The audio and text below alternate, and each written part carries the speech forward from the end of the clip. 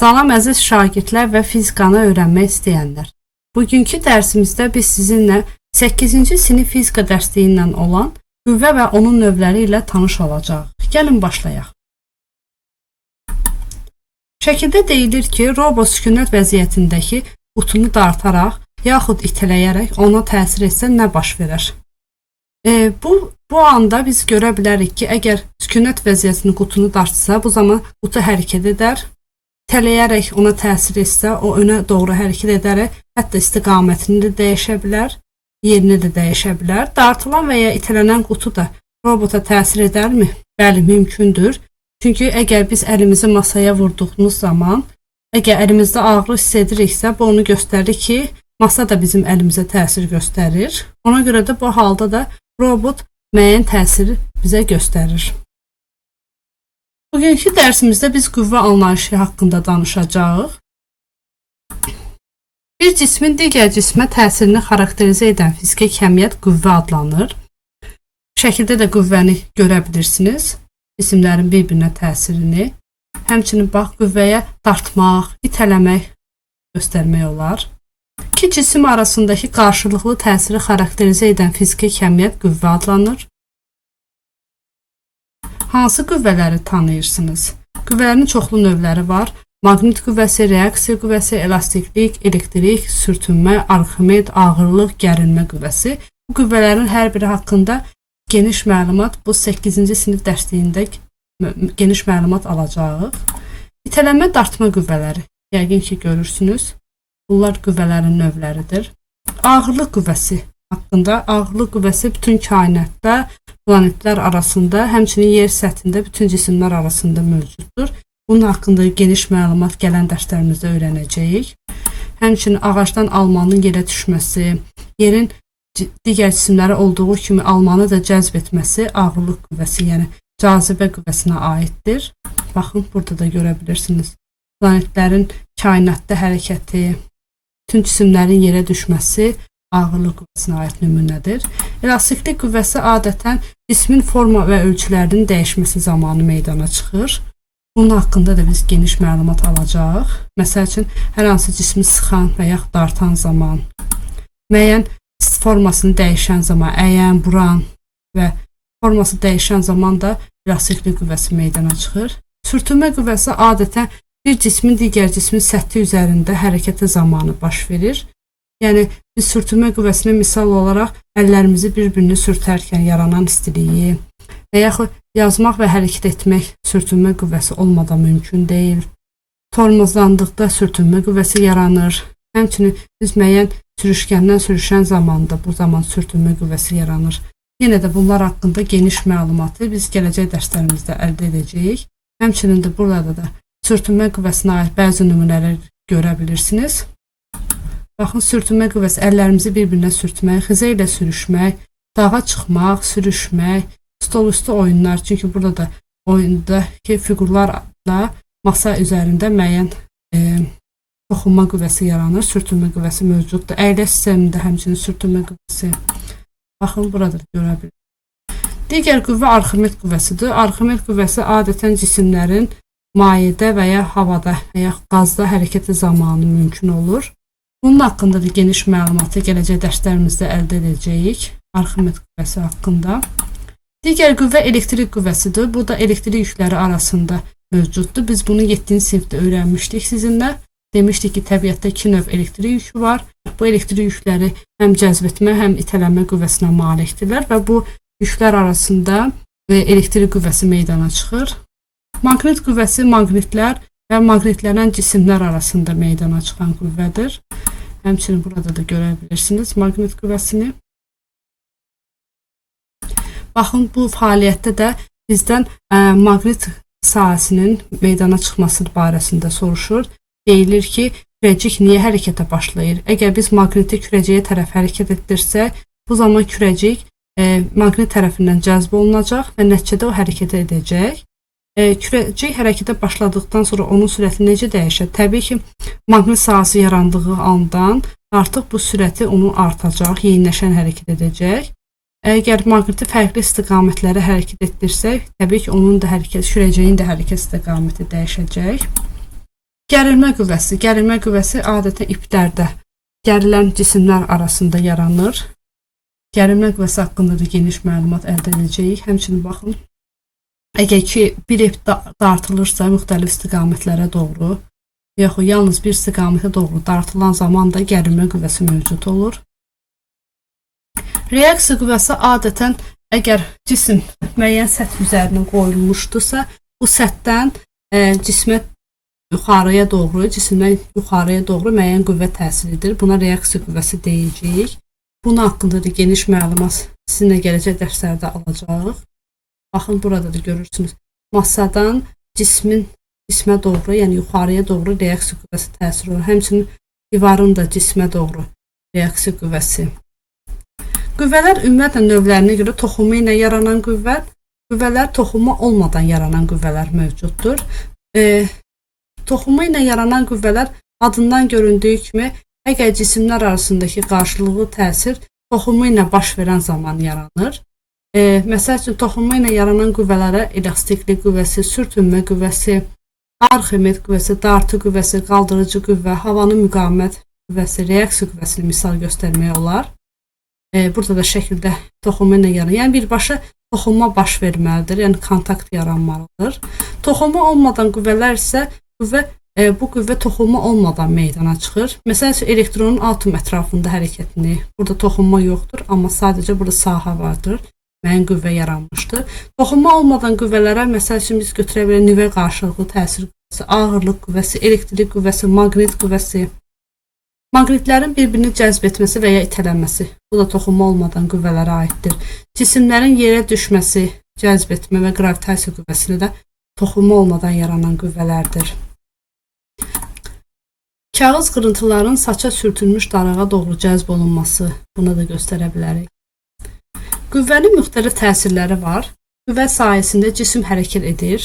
Yəni, cisim sükunətdə olduqda hərəkətə gəlir, lakin hərəkətlidirsə sürətlənir. Qüvvə cismin forma ölçülərini dəyişir. Burada görürsünüz. Qüvvə hərəkət edən cismin istiqamətini dəyişir. Tutalım, cisim müəyyən istiqamətə doğru hərəkət edirdirsə, biz qüvvə ilə təsir etdikdə o artıq istiqamətini başqa istiqamətə doğru yerini dəyişir. Burada fəaliyyət verilib, qüvvənin təsiri hansıdır? Qüvvənin təsiri təbii ki, asılıdır qiymətindən, istiqamətindən, tətbiq nöqtəsindən asılıdır. Yəni, biz burada qiyməti və istiqamət tətbiq nöqtəsini dəyişən zaman qüvvə müxtəlif istiqamətlərə doğru hərəkət edəcək. Saat əqrəbi istiqaməti, düz formasında, saat əqrəbi əksi istiqaməti və s. istiqamətlərdə hərəkət edəcək. Qüvvə hərəkət edən cismin istiqamətini dəyişir dedik. Həmçinin burada da görürsünüz. Cismin istiqaməti dəyişir. Qüvvə hərəkət edən cismi dayandırmaq xüsusiyyətinə malikdir. Həmçinin ümumiyyətlə qüvvə F hərfi ilə işarə olunur. Vektorial kəmiyyətdir. Məhz buna görə də qüvvənin üzərində ox işarəsi çəkirik. Vahidi BC-də 1 Newtondur. Görə bilirsiniz. Qüvvə dinamometr adlanan cihazla ölçülür. Şəkildə də dinamometrin forması təsviri verilmişdir. Həmçinin burada görürsünüz dinamometri. Qüvvə 3 xüsusiyyətinə görə müəyyən olunur. Qüvvə tətbiq nöqtəsinə görə, istiqamətinə görə və qüvvənin qiymətinə görə.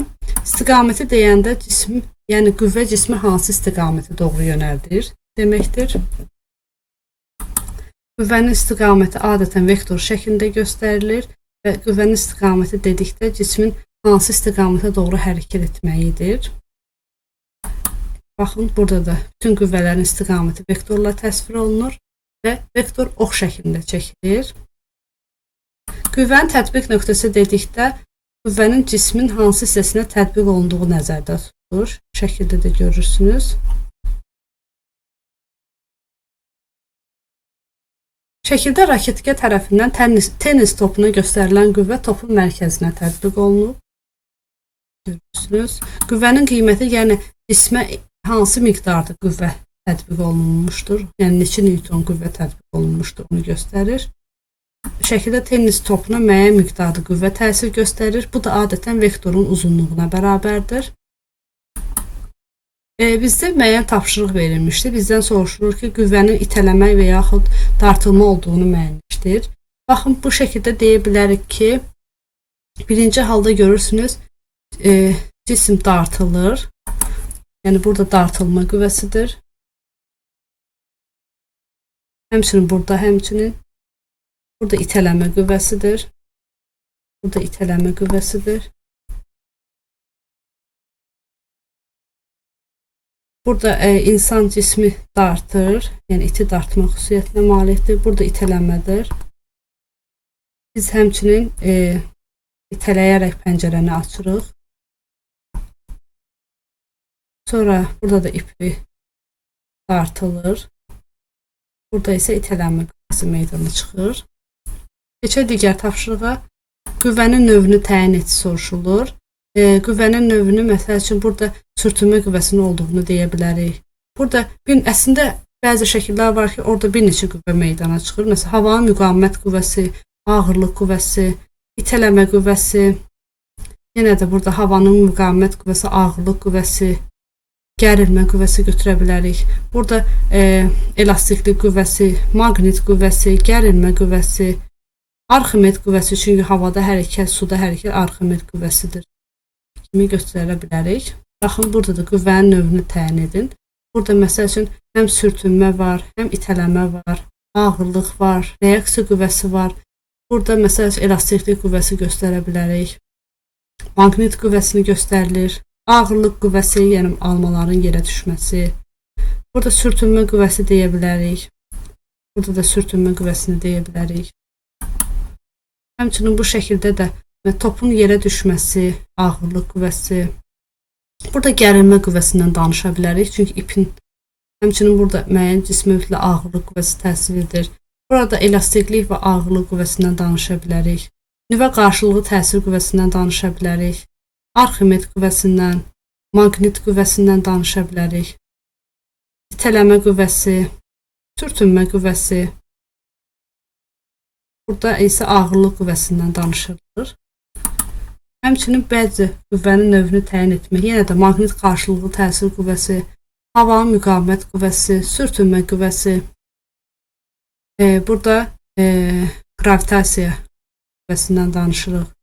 Elastiklik qüvvəsi, elektrik qüvvəsi, çünki şarların bir-birini cəzb etməsi, itələməsi mövcuddur.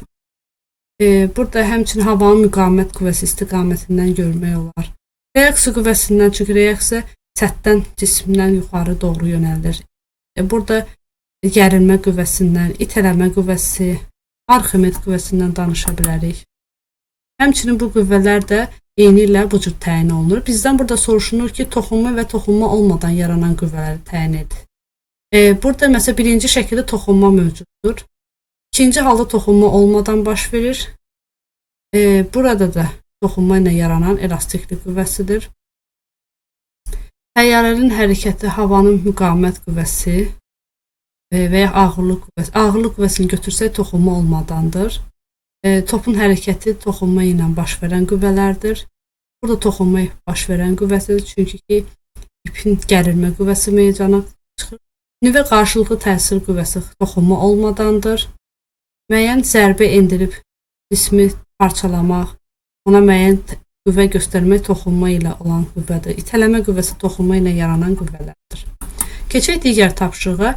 Şəkildə tirciyə təsir edən qüvvələr təsvir olunub. Hansı qüvvələr bərabərdir?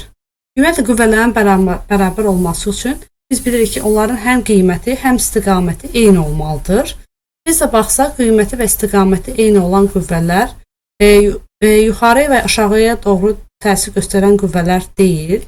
Çünki bunların qiymətləri bərabərdir, sadəcə istiqamətləri fərqlidir.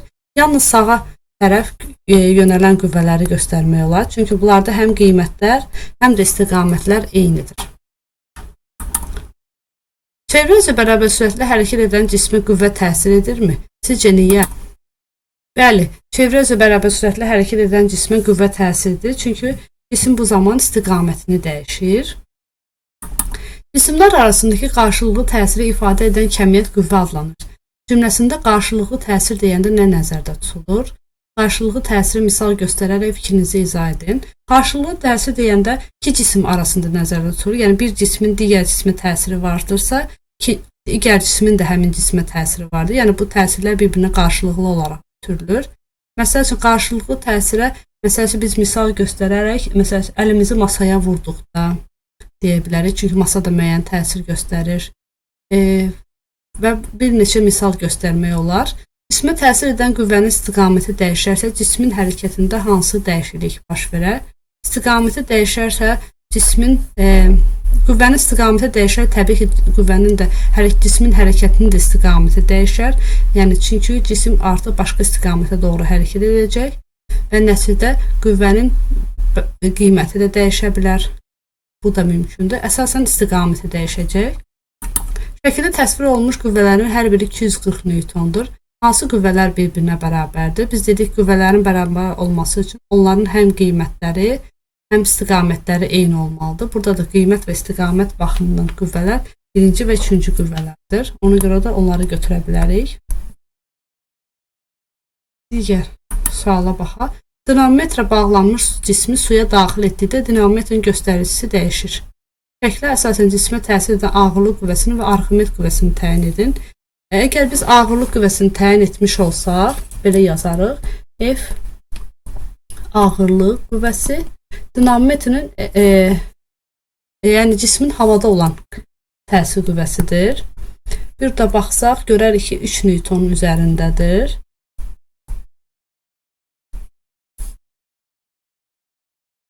Amma suda olan qüvvə cismin ümumi təsir qüvvəsi, yəni əvəzləyici qüvvə kimi götürə bilərik. Burada da baxsaq, görərik ki, 1,5 newtondur. Yekun qüvvədir. Gələcək dərslərimizdə biz keçəcək hissini əvəzləyici qüvvə anlayışını. Əgər biz burada Arximed qüvvəsini təyin etsək, biz bilirik ki, cismə ağırlıq qüvvəsi həmişə aşağıya doğru yönəlir. F ağırlıq. Amma Arximed isə həmişə yuxarıya doğru yönəlir. Bizdə yekun qüvvə 1,5-dirsə, onda belə çıxır ki, biz qüvvələrə əslində burada əks istiqamətdə olduğuna görə qüvvələr çıxılmalıdır. Yəni biz F əvəzləyici, yəni bizdə yekun qüvvə verilmişdirsə 1,5, F əvəzləyici bərabər olmalıdır. F ağırlıq qüvvəsindən Arximed qüvvəsini çıxmalıyıq. Təbii ki, bunların üzərində oxşarsı çəkilməlidir. Çünki bunlar bütün qüvvələr vektorial kəmiyyətlərdir. Əvəzləyici qüvvə 1,5 olduğunu bilərək ağırlıq 3, Arximedi taparıq. Arximed də bizdə olacaq 1,5.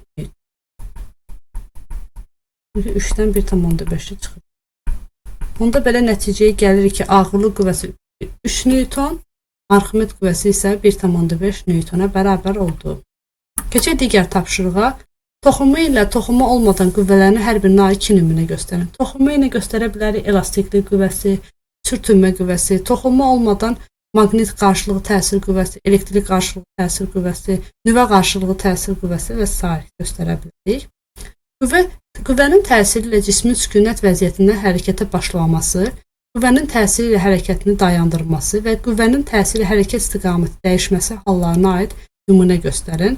Sükunət vəziyyətində hərəkət, məsələn, biz əgər futbolçu ayağını topa vurduqda, top əgər sükunətdə idisə, başlayır hərəkət etməyə.